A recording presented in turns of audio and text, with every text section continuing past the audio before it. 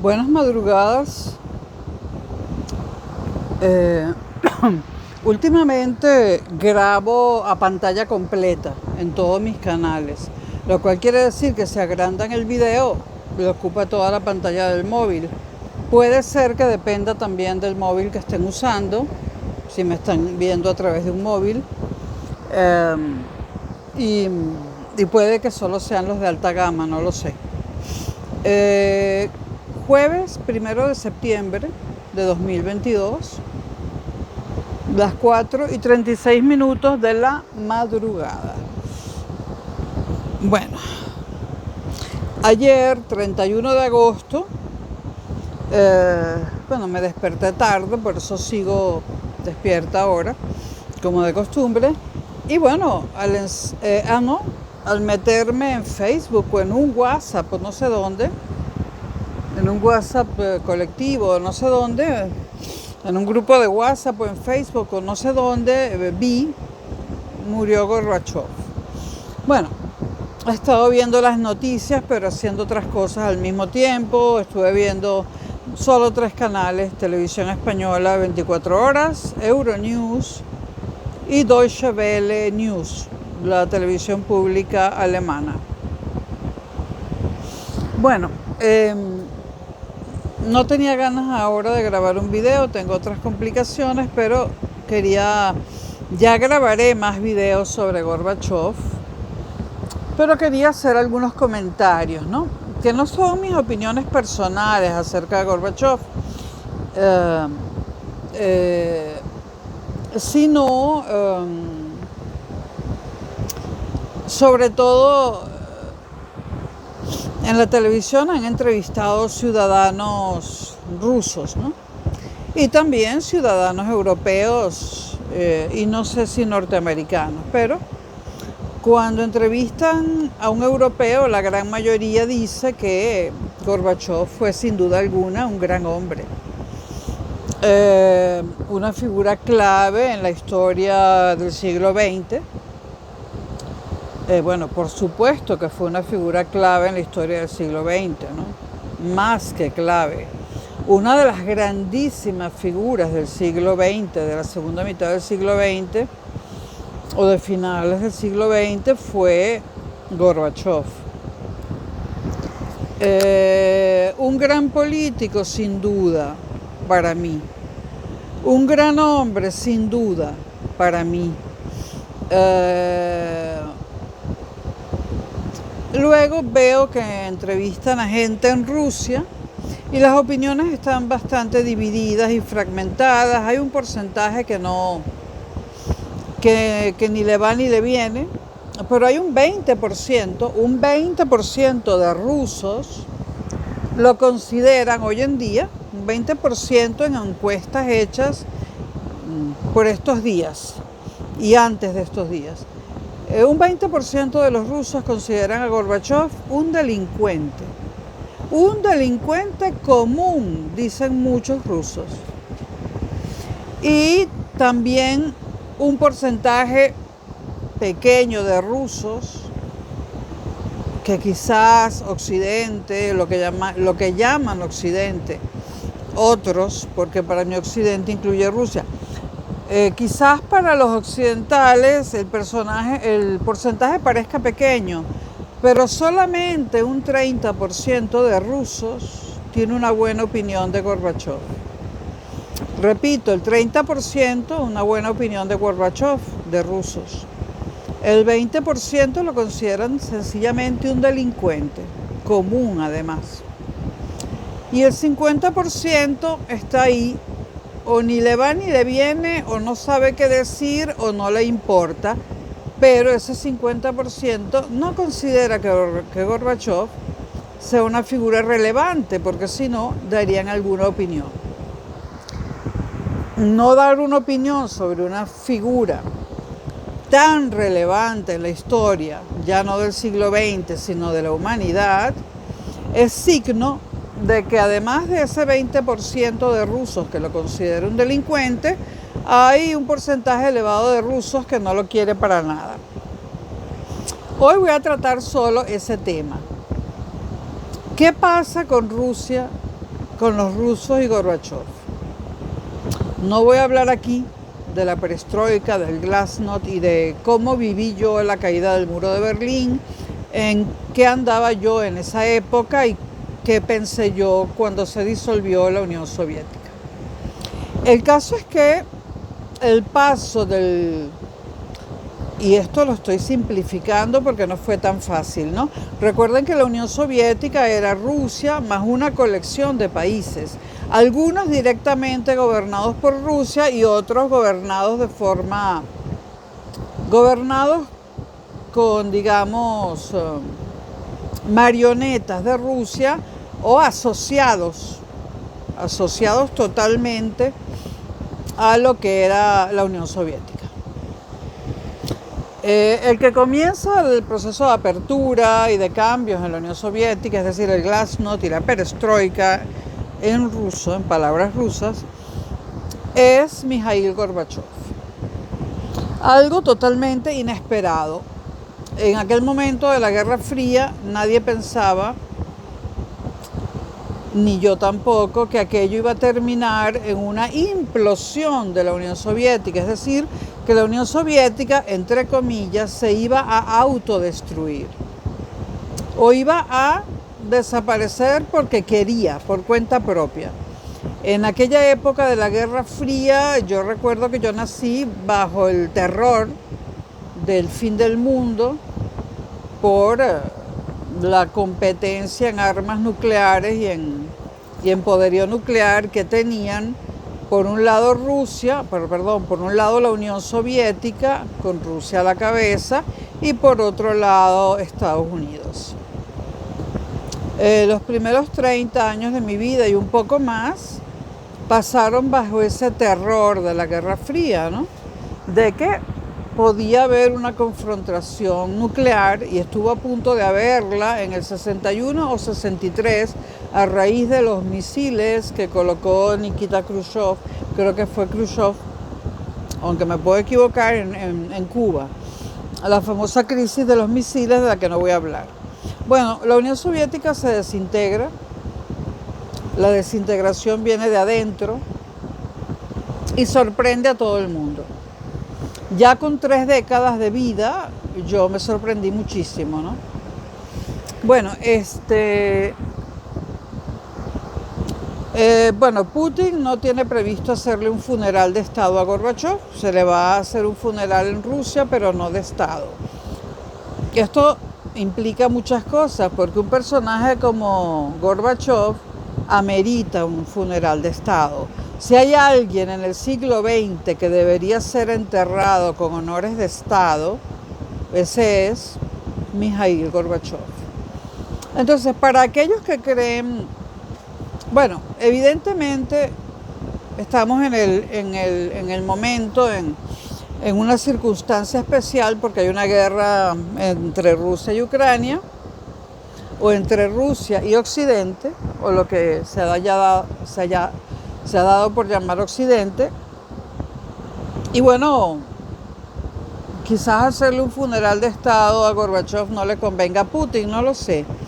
Pero en todo caso eso podría querer decir que Putin añora esa época con la que Gorbachov acabó, es decir, la época soviética, es decir, el socialismo real, el socialismo sumado a la dictadura.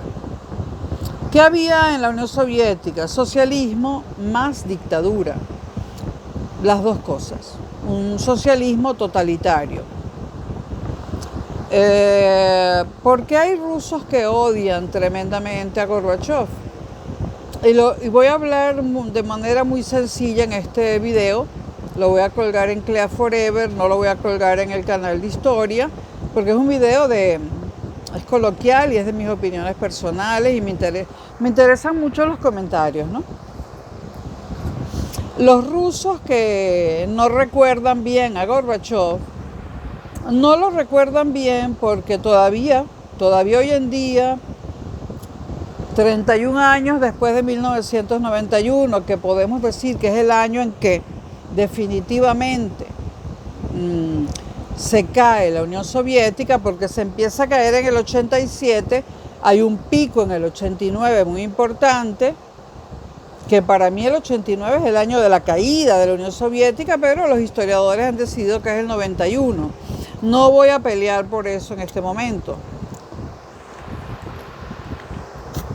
Haciéndole caso a los historiadores, hace 31 años que implosionó la Unión Soviética.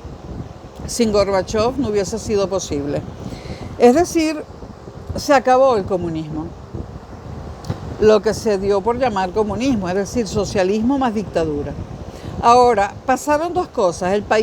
Rusia pasó a ser un país capitalista y los países satélites, por ejemplo, Checoslovaquia se dividió pacíficamente. Checoslovaquia era un país satélite de Rusia. Pacíficamente se divide en República Checa y Eslovaquia. Esta división tiene razones históricas muy hacia atrás, que hoy no voy a comentar. Polonia también se vuelve democrática, se reunifica Alemania, la del este y la del oeste, y la del este se vuelve democrática y capitalista y se reunifica con el oeste. Países como Rumanía, bueno, en Rumanía terminaron muy mal, su presidente terminó muy mal y su esposa o su dictador, pero Rumanía se convierte también en un país capitalista, etcétera. Pero hubo una mancha, digamos, en eso que fue los Balcanes.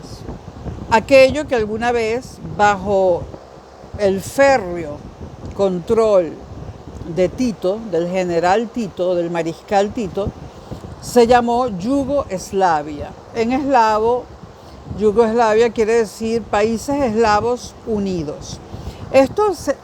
A día de hoy, no voy a entrar en el proceso, a que esto lleva 31 años. A día de hoy, bueno, hubo una guerra terrible en la ex Yugoslavia, ¿no? Y esto manchó, digamos, el proceso de desintegración de la Unión Soviética y de conseguir libertades, etcétera. En la ex Yugoslavia hubo una guerra terrible, fratricida, horrorosa, que hoy en día, bueno, esos países en algún momento eran territorios independientes, pero no me voy a ir hacia más atrás. Yugoslavia se divide en Serbia, o sea, después de la guerra, en Serbia, Croacia, Montenegro, Macedonia del Norte. Antes se llamaba Macedonia, pero hubo un problema con Grecia, que tiene una provincia llamada Macedonia. Bueno, Macedonia del Norte, ya dije que Grecia, Croacia, bueno, perdón, Grecia no. Serbia, Croacia, Macedonia del Norte. Serbia luego se divide en Serbia y Kosovo. Bueno, justo cuando uno... Montenegro.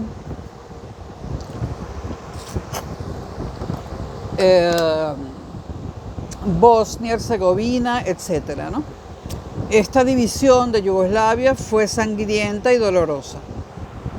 Ahora, ¿por qué? Vamos a centrarnos en Rusia, porque también se podría hablar de todos estos países y qué piensan ellos de Gorbachov. Pero vamos a hablar de Rusia hoy porque no quiero extenderme mucho. En la Rusia actual, el recuerdo de Gorbachov no es tan importante como debería serlo.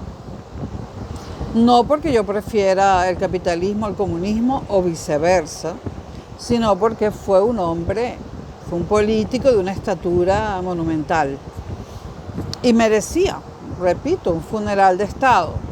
Bueno, por lo menos le van a hacer el funeral en Moscú, menos mal, ¿no? Bueno, ¿por qué muchos rusos no consideran un delincuente a Gorbachov? Es un asunto de, vamos a llamarlo así, aunque la palabra comunismo en filosofía no significa lo que ustedes piensan o lo que la gente piensa, vamos a llamarlo un problema entre comunismo y capitalismo. ¿Por qué mucha gente lo añora? ¿Por qué, digamos, la mitad de los rusos o más lo añoran? Porque añoran el comunismo. Y ustedes pensarán, ¿y qué ventajas podía tener eso? eso que fue un socialismo sumado a una dictadura, es decir, un totalitarismo de izquierda, ¿qué beneficios podía tener? Pues muchos beneficios, señores. La Rusia soviética tenía muchos beneficios. Usted nacía y si usted no era un rebelde, no terminaba en campos de trabajo forzado. Si usted no era un escritor que escribía lo que no debía escribir, usted no terminaba en un campo de trabajo forzados. Si usted era un individuo común y corriente, usted nacía, lo educaban a la manera soviética y usted de adulto tenía una libreta de racionamiento. En épocas buenas usted comería más y en épocas malas usted comería menos. Pero usted siempre comería algo. Importante, siempre se come algo. Aunque yo recuerdo en la época soviética aquellas colas para poder acceder a un trocito de pan que estaba en la libreta de racionamiento, ¿no? Pero señores, ¿cuál es el kit de la alimentación aquí? ¿Cuál es el punto? Que para tener alimentos, para usted alimentarse, lo único que tenía que hacer es haber nacido. Y eso no es así en el capitalismo. Entonces, todos comían lo mismo, pero todos comían algo. Nadie pasaba hambre, hambre absoluta no. No estoy hablando de los presos políticos, estoy hablando de la población en general. Por otra parte, y el punto más importante, vivienda. Todas las viviendas eran del Estado, pero todos los ciudadanos, si se pueden llamar así, tenían vivienda. ¿Qué necesitaba usted para tener vivienda? Haber nacido y no ser un traidor a la Unión Soviética. Y si la Unión Soviética le asignaba algún puesto de trabajo, pues ir. Pero usted, en la Unión Soviética, en la Rusia soviética, porque no estoy hablando de toda la Unión Soviética, usted en la Rusia soviética sí o sí tenía vivienda. No había esa cosa espantosa llamada desalojo, que es espantoso, se los aseguro. Usted tenía vivienda, mejor o peor, pero usted tenía vivienda. Usted tenía comida, más o menos, mejor o peor, pero usted tenía comida. Usted tenía médicos y medicinas, menos malas o menos buenas, pero las tenía. Usted tenía educación, mejor o peor, pero la tenía, etc. Eso es lo que añora mucha gente en la Unión Soviética, y no solamente los ancianos que vivieron el comunismo, ojo. Ahora ustedes dirán, bueno, ¿y de qué me sirve todo eso sin libertad? Bueno, es verdad que en el capitalismo hay libertad. Bueno, eso es una mentira hoy en día. Empezando que no hay libertad de información ni de expresión. La libertad de expresión es violada en las redes sociales y la libertad de información está siendo violada en este mismo instante cuando Occidente no permite que veamos canales de televisión rusos. Pero bueno, vamos a suponer que hay libertad de expresión y libertad de información en el capitalismo, que no es cierto. Vamos a suponer que sí, porque eso dice la teoría, y eso es lo que la mayoría de ustedes quieren creer. ¿Por qué es lo que la mayoría de ustedes quieren creer? Porque ustedes no tienen ideas, y si las tienen, no tienen necesidad de expresarlas. Generalmente porque no las tienen, y en segundo lugar porque son cobardes. Entonces, ¿de qué sirve la libertad de expresión en el capitalismo si usted no tiene que comer? O si usted no tiene dónde dormir y tiene que dormir en la puta calle, en invierno, y se muere congelado. ¿Qué importa la libertad de expresión si usted no tiene para comer y se muere de inanición? Luego, no podían salir de Rusia, no podían viajar. Vámonos al capitalismo otra vez. Si usted no tiene empleo o tiene un empleo de clase baja porque usted no es profesional o porque usted está en una mala racha o nunca ha tenido un buen empleo a pesar de que ha luchado mucho, usted tiene permiso para viajar, pero no tiene dinero. Entonces usted no puede viajar. Entonces, en el capitalismo, la libertad de expresión, de movimiento, de asociación, de elegir dónde vivir, de elegir a dónde viajar y dónde pasar las vacaciones, todo eso, señores, depende del dinero. Y no hay empleo para todo el mundo. Hay gente que no come en el capitalismo porque no tiene trabajo. Hay gente que duerme en la calle porque no tiene casa. Hay gente que no puede ir al médico porque no tiene dinero para pagar el médico. Y en el capitalismo, la mayoría de la gente normal, de los países normales y corrientes, no viaja porque el dinero no le alcanza. Entonces, el capitalismo es una maravilla si usted tiene dinero. No necesariamente empleo, porque el empleo puede ser una mierda y si usted tiene opiniones propias, mejor que se autoemplee. Porque a los que te dan empleo no les gustan las opiniones propias de los empleados, ni que las tengan tampoco. Entonces, el capitalismo, esas supuestas libertades, eso de que puedes viajar, no sirve de nada sin dinero. ¿Cuál es la forma de obtener dinero? Un buen trabajo, no cualquier trabajo, un buen trabajo. Cualquier trabajo a lo mejor te da para dormir en una habitación y comer mal, pero comes.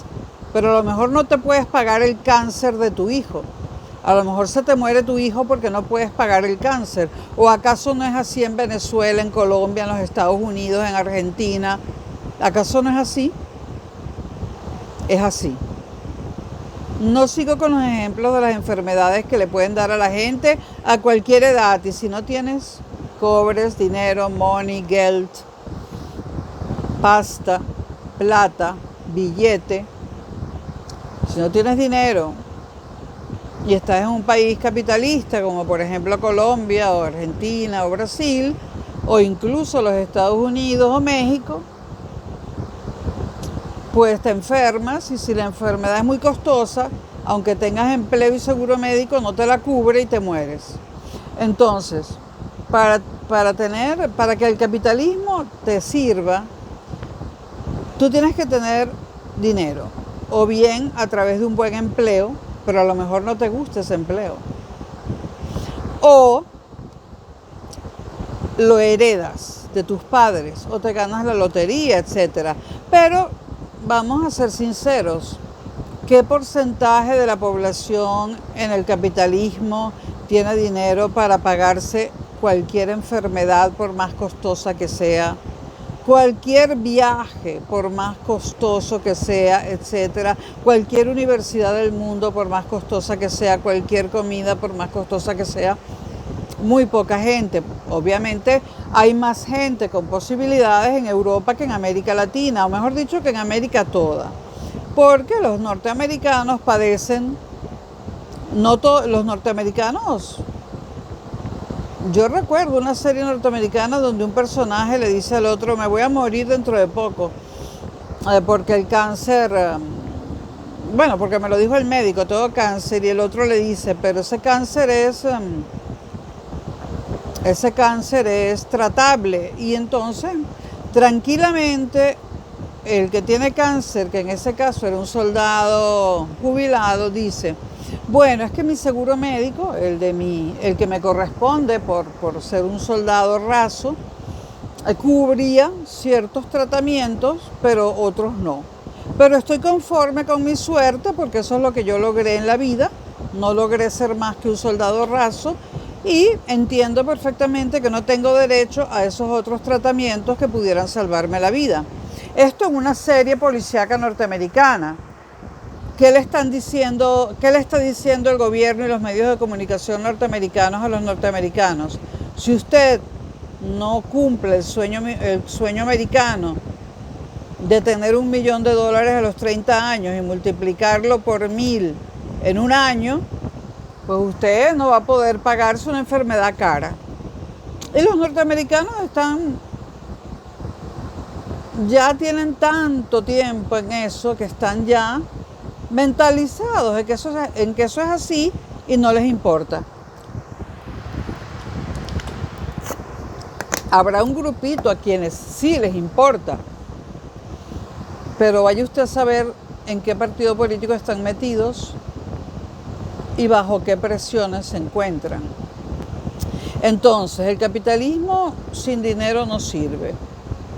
Supuestamente nos echan el cuento de pequeños que en el capitalismo todos tenemos aquello por lo que logramos alcanzar en la vida según nuestro esfuerzo. Eso es una mentira podrida, ¿no? Mi clase del colegio, todos tenían bienes de familia menos yo.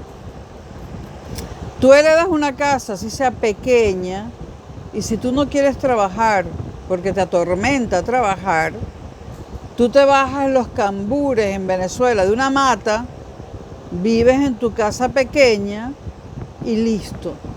Tienes la caja de comida de Nicolás Maduro y los médicos cubanos o no cubanos. En cambio, en capitalismo, o pagas el alquiler, que suelen ser altos, o te desalojan de la manera más bochornosa y horrorosa. Y nadie te resuelve el problema, te vas a la puta calle. Mucha gente, antes de que llegue el desalojo, se suicida, ¿no?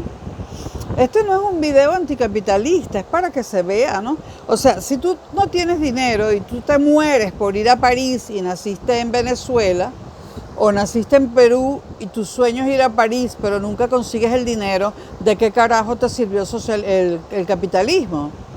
Tampoco los rusos podían ir a París, pero comían, aunque fuera poco, tenían un techo, un trabajo. Todo el mundo tiene trabajo en el comunismo, todo el mundo. Aunque sea darle un botón, algo inventan para darte un trabajo y tu libreta de racionamiento y tu vivienda. Entonces, señores, mucha gente añora la época comunista de Rusia porque algunos son ancianos en pobreza absoluta que no hubiesen terminado así si Rusia siguiese siendo comunista. Han terminado en la pobreza absoluta porque Gorbachev, las acciones de Gorbachev llevaron, yo no sé si esa era la intención de Gorbachev, pero las acciones de Gorbachev convirtieron a Rusia en un país capitalista y estos señores que ya tenían cierta edad, hace 31 años, hoy en día son ancianos, no supieron reconvertirse, se quedaron de un día para el otro sin tarjeta de racionamiento, sin vivienda, sin salud, no supieron cómo conseguir un trabajo. Cuando fueron al colegio y a la universidad, nadie les habló de la palabra trabajo o cómo conseguir un trabajo. ¿Cómo no van a odiar a Gorbachev? Si son unos ancianos que se mueren de hambre, pero no son solamente los ancianos. Hay gente de 30 años, de 15 y de 40 y más y menos, que también odia a Gorbachev. Y termino con una frase de mi mamá. En un día en las noticias, en Caracas, dijeron, se acabó el comunismo. Y mi mamá estalló en una carcajada sonora. Mi mamá, española, que vivió la Guerra Civil Española y vivió la Segunda República, ese desastre comunistoide, fascistoide que fue la Segunda República, ¿no? Mi mamá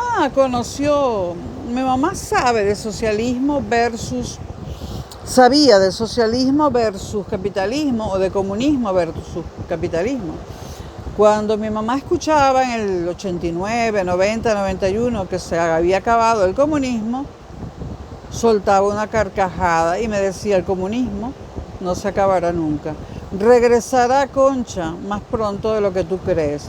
Y regresó con ella todavía viva. Regresó muy pronto. A Venezuela llegó tempranísimo. Entonces, póngase a pensar. Gorbachev, mi balance, sí fue un gran hombre. La libertad, por supuesto que es importante. La libertad de opinar, la libertad de moverse. Por ejemplo, los rusos no podían emigrar, a lo mejor alguno hubiese querido emigrar. Muchos de ellos podían tener seguramente iniciativas empresariales que en la Rusia comunista no podían desarrollar y ahora sí, pero hay que verlo desde los dos puntos de vista. Ni el capitalismo es tan bueno, y eso lo sabemos de sobra, desahucios, desalojos, cánceres que no puedes pagarte y te mueres porque no puedes pagar los médicos, las medicinas y el hospital o la clínica. Y así con todas las enfermedades. En la calle porque no puedes pagar un alquiler o no tienes un apartamento propio. Y eso de igualdad de condiciones, para eso tendríamos que nacer todos en las mismas condiciones o con la misma cantidad de dinero o todos sin dinero. No hay igualdad de oportunidades cuando alguien nace con la arepa debajo del brazo. Y para los que no son venezolanos, pues no lo traduzco. No hay igualdad de oportunidades cuando alguien nace con el pan debajo del brazo. Ni es tan bueno el capitalismo, y hoy en día no hay libertad ni de expresión ni de información, ni era tan malo el comunismo. Y en Venezuela yo creo que hay gente que antes era de la oposición y ahora se lo piensa. Porque el capitalismo de finales del siglo XX y comienzos del XXI ha sido un capitalismo salvaje, como dijo aquel papa, el papa malo con cara de bueno, ¿no? Sí que es salvaje. Entonces, bueno, paz a los restos de Mijaíl Gorbachov, sin duda un gran hombre, sin duda una figura política de las más importantes del siglo XX, o quizás la más importante. Lo que quiso hacer no es exactamente lo que hay hoy. Quería libertad y quería darle libertad a toda la Unión Soviética, pero que no se desintegrara de esa forma. Y esta opción de capitalismo salvaje, que lamentablemente surgió gracias a él, porque una vez que desaparece el enemigo soviético, el capitalismo se desató y se convirtió en algo salvaje. Entonces, pero esto Gorbachov no podía preverlo. Ha muerto uno de los grandes hombres de la historia de todos los tiempos, Mijaíl Gorbachov. Pasa sus restos y nos vemos en el próximo video.